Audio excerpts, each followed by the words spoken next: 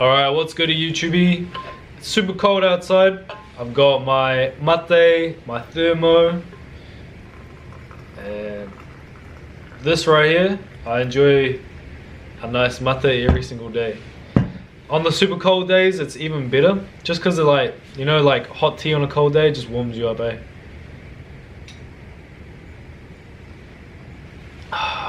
I'm about halfway through this session, but it's a new one I'm trying. It's a smoked. I'll get it for you, hold on. Picada Vieja. On the super cold day, I'm gonna be baking some bread. I've got 2 sourdough loaves that's already shaped, already fermented overnight in the fridge. And you can just chill out, hang out, watch me do my process of my bread. I typically make around 4 loaves per week. I have cut down a little bit because I'm making more food content, so that means I don't really need as much bread. But let's say in a perfect world, right, and I didn't really have much to do, I'll be eating bread every single day. I'll be making bread almost every day. It's so addicting. I don't know what it is about it. I've never been a baker, like full stop, but bread, sourdough bread in general, is insane. It's truly next level. I go turn the oven on and we're just chilling out for 30 minutes. 30 minutes is up, how crazy is that? 30 minutes is up already. I've got my sourdough bread. It's a bit bright outside so you can't really see it. Hide my face. No. We need a little bit of baking paper.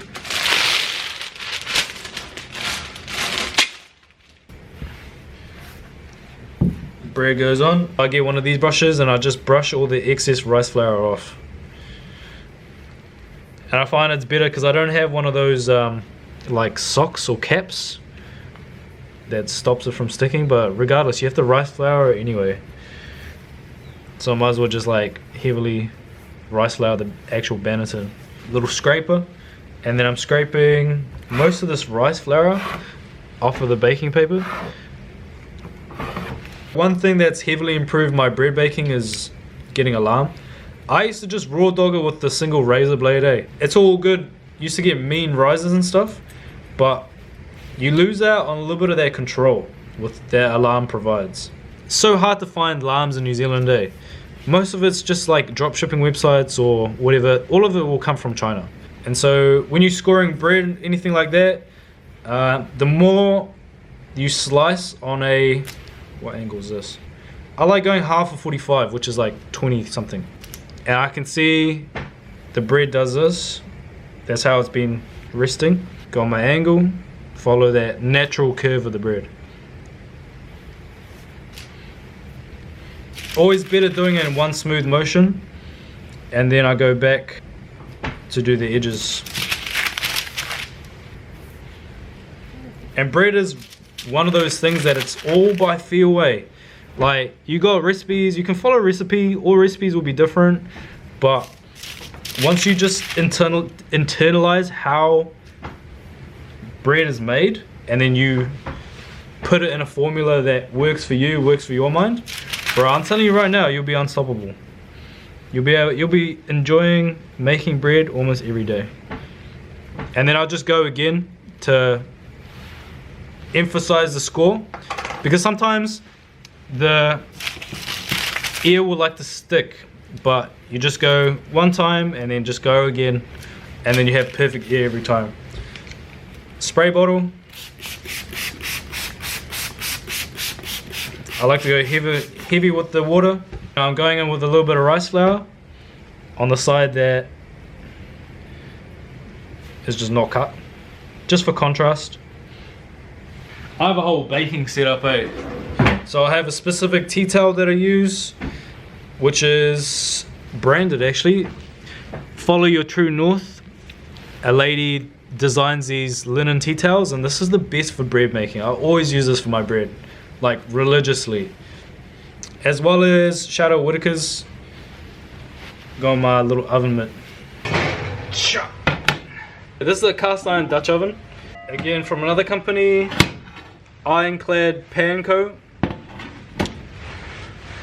Shout out to them. This Dutch oven, again, it's part of my bread making kit. I use it every single time. And I've got some ground cornmeal or polenta. And I'm layering that at the bottom of my Dutch oven. I'll tell you why in a second. Go in with our bread, drop it in like gently. If your baking paper is like dry, then I go on the other side of the bread. And it also helps the baking paper stick instead of like come on and come engulfing into the bread. Because I mean, that's the last thing. And this is strong, bro. This will like shape your bread while it's cooking. Bread is tender. Into the oven, just chilling.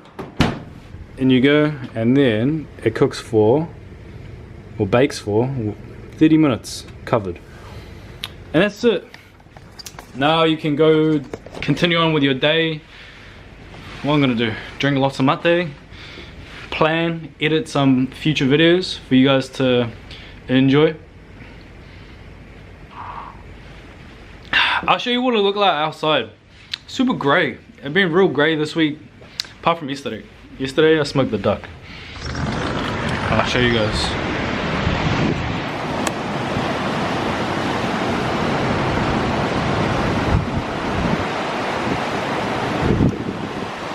We got a little bit of blue up there.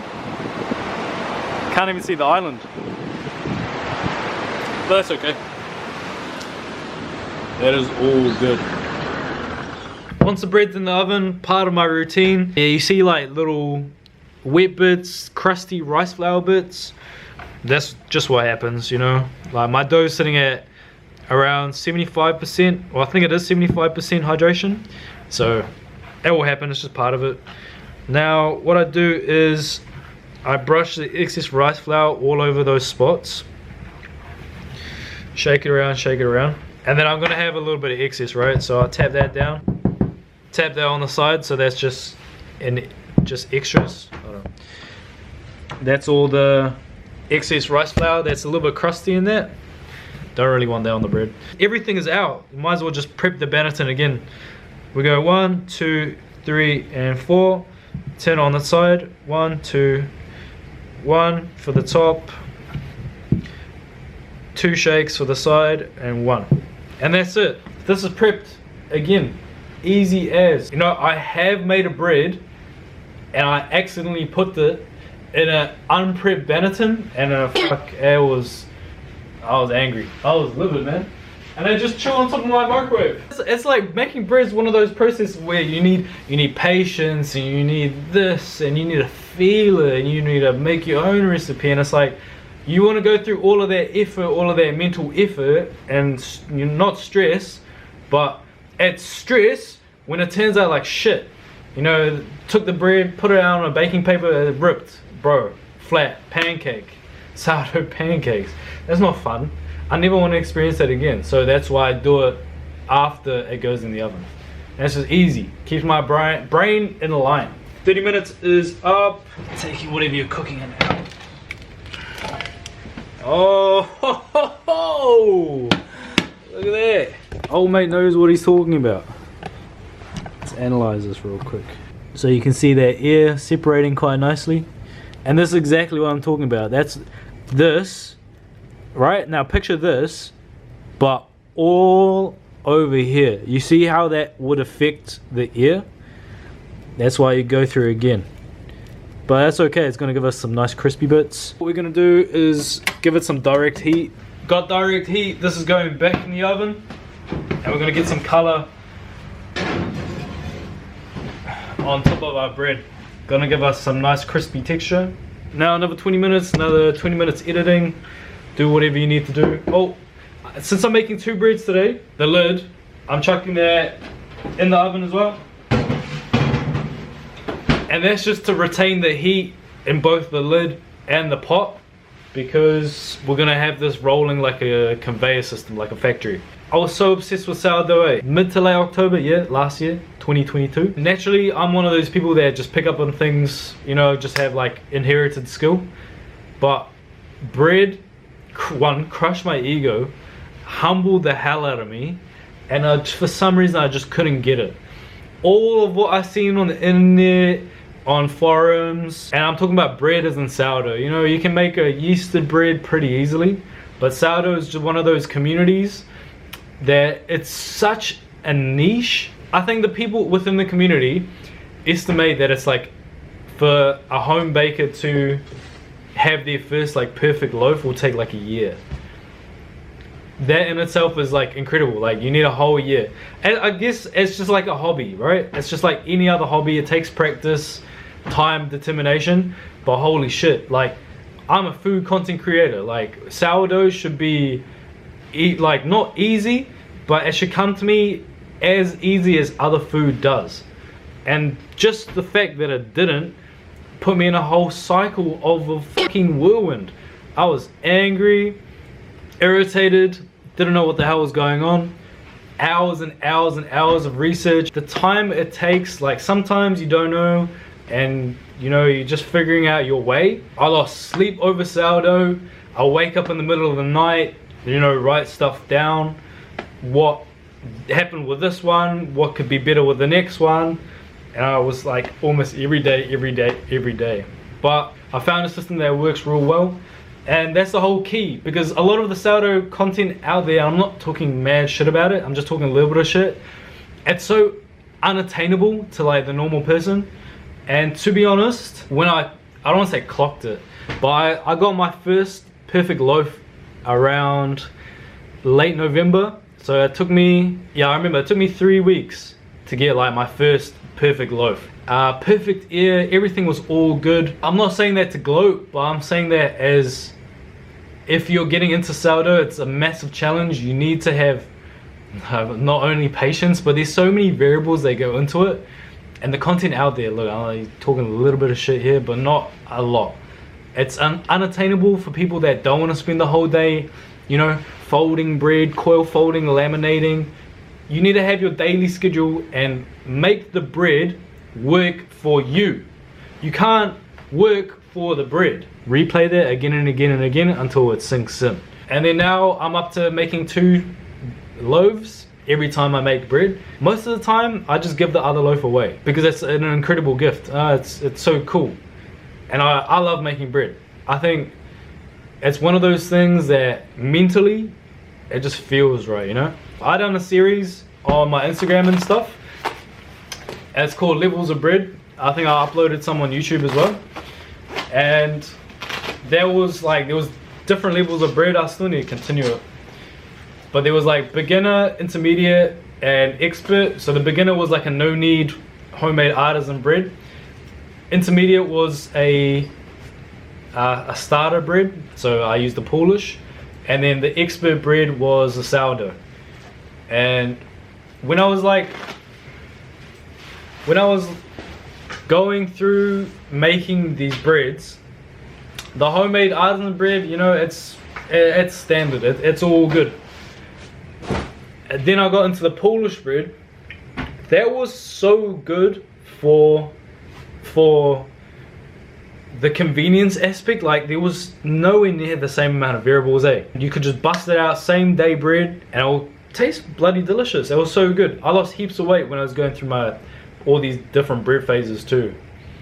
When I was making the Polish bread, a few weeks before that video went live, I was just making Polish bread, and then I put sourdough to the side, right? I made, probably at that point, a handful, maybe probably like 1 handful of perfect loaves. And I was like, look, I've spent so much time onto sourdough, I need to focus on other things.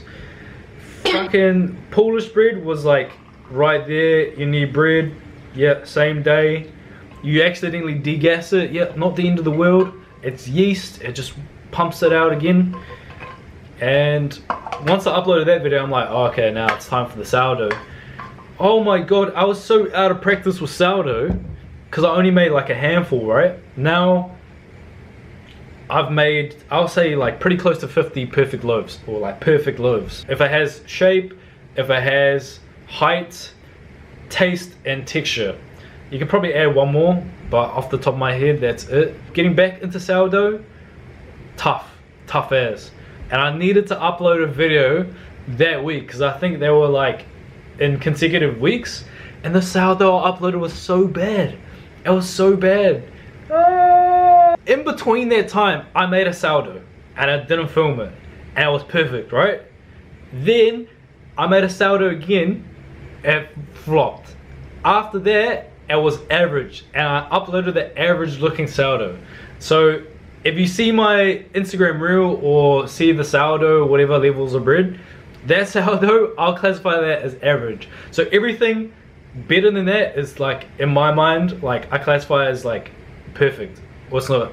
It's never gonna be perfect, you know what I mean. You know what I mean. So yeah, it sucked, but it is what it is. And then eating it, the unperfect one and then the average one, or the under fermented one and the average one, eating it, oh, it's the king of bread. It's literally head and shoulders above any Polish bread that you'll make. And I'm not being elitist on this one, it's just a fact. It's a fact. It's better for you, better for your gut. Yeah, Polish will be better than not fermenting at all, but sourdough, different level, different money, different class. It's insanely delicious and good for you. Then I started thinking about like, why is it so good? Like, how does it make me so full? Because sometimes I used to have mate, which reduces appetite. Mate, 9 AM, 8 AM. Don't eat till midday, 12. 4 slices of sourdough bread, Vegemite, whatever toppings included. Then I won't eat until dinner time, which varies between 3:30 and 5:30. And then that's it. Like, I only was eating 2 meals a day. Lost heaps of weight. The other day I had a couple of sandwiches and I ate maybe like 2 p.m. I would have been done for the day. Like, I was done for the day. It sits in your stomach differently. And for the starter, I only use whole wheat. I'll show you. I'll introduce you. This is my starter. His name's Denji. It's literally a pet, you know? This guy is a pet. So I use Denji for all my sourdough breads. He's only been fed whole wheat flour, whole meal. And he grows nicely. He does the job. He does an exceptional job. And a couple people have asked me for some of Denji. I still need to get around to that. But all you gotta do, if you have a friend that has a starter and you don't want to make your own, just when they feed their starter, a tablespoon, and then just put it in a new jar, and then give it to that person who wanted it, let them feed it, and then they got their starter like that. But I started this guy from scratch. I asked the bakery, local supermarket bakery, if they had a starter I could borrow. Oh nah, I couldn't. Okay, well fuck you guys, alright? This guy started from scratch. There's an attachment. This guy is attached to me. This guy is my ride or die. Let's have a look. Oh my,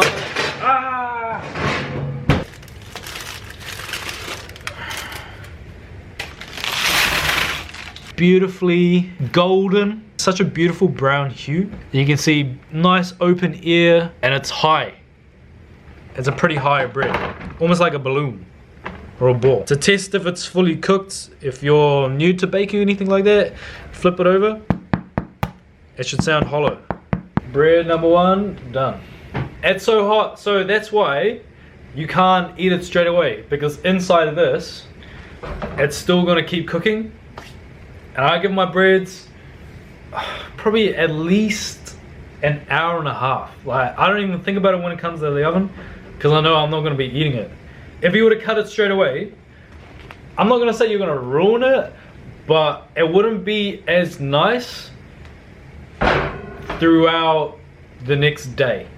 You know what I mean? Like, the shelf life like shrinks drastically. A bread like this, if I was to bake one, have it in the house, I'll say it can last a comfortable like 4 or 5 days. And you know, that day 4, day 5, spritz it with a little bit of water and it's still good, you know, not stale. If I was to cut it straight away, that 4 or 5 days turns into like tomorrow and the next day after that. So that's like not much time at all. It like disappears. Why I put cornmeal, here we go. That's the reason why, is because I've seen a lot of memes come up as well. People cutting sourdough in the cafes and you just can't cut it. When sourdough goes cold, the crust is so thick on it that people struggle to eat it, chew it, cut it, and it's just one of those things. So when I make a bread like this, that's why I go super heavy with the water, because the water helps it rise as well as soften the crust a bit. And the bottom especially, the cornmeal helps the bottom. Because sometimes if you go hard on the top with the water, even if you put like an ice cube in there, that helps the bottom too. But that cornmeal makes the world of a difference, eh? And again, it's like the shelf life. Like when it comes to day 4 and 5, you can spritz the guts of the bread, but the crust is still gonna, like, once that cools down, it's rock. Same if you were to cut it, do that same business, it's gonna be a rock. So I'm gonna get on to the next bread, put this to the side. Change the cooking to fan bake now, not direct heat. I'm using the same baking paper. Oh no, disgusting. Here's the second bread, same process. Chuck that guy on, scrape off the crusties, tidy up the edges.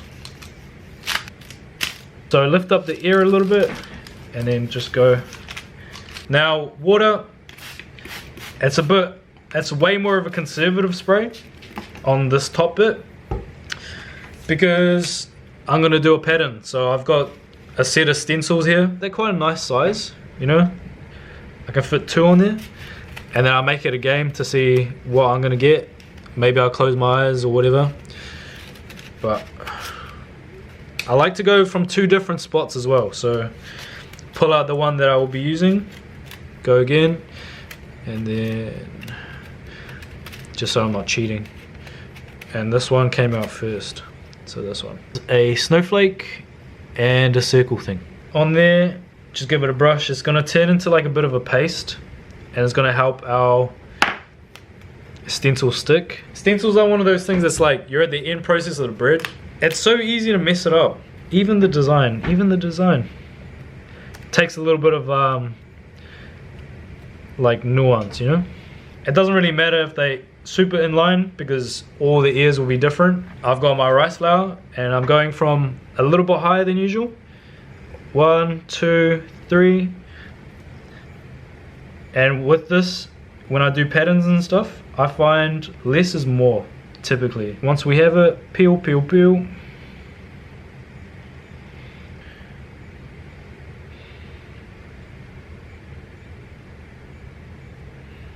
And you don't want to rush it, you just want it to come off by itself. So many variables where this sometimes doesn't come out nice, and you just have to take it how it is, bro. So if it comes out, it comes out. If it doesn't, doesn't. That's kind of my attitude about it. Like, I've gone through the whole process of making the bread. The stencils look beautiful, but if they don't come out, I'm not gonna cry about it. I'm just gonna accept it. Same process, drop it in. Exactly the same cooking times.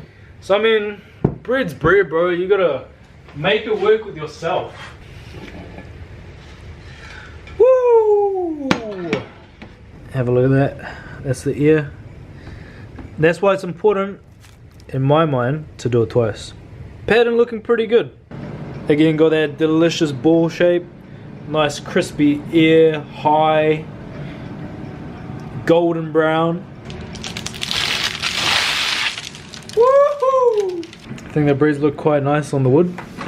Alright, this is how the pattern came out. The snowflake is okay. The circle pattern, yeah, it's pretty cool. The ear is nice. Let's have a look at these two. Some crazy crispy delicious sourdoughs like these. It takes a lot of effort to actually get the technique, the shaping, the da da da da da da da da. But once you got that all sorted, then easy money at that point, you know?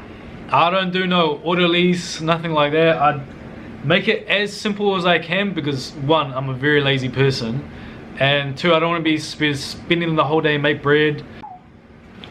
I've been absolutely weaning everyone on my IG for the sourdough stuff, eh? The only reason why is because, you know, like a couple months ago, I didn't have the knowledge that I have now to make it as easy as I can for everyone at home to, 1, make a starter and then make the bread.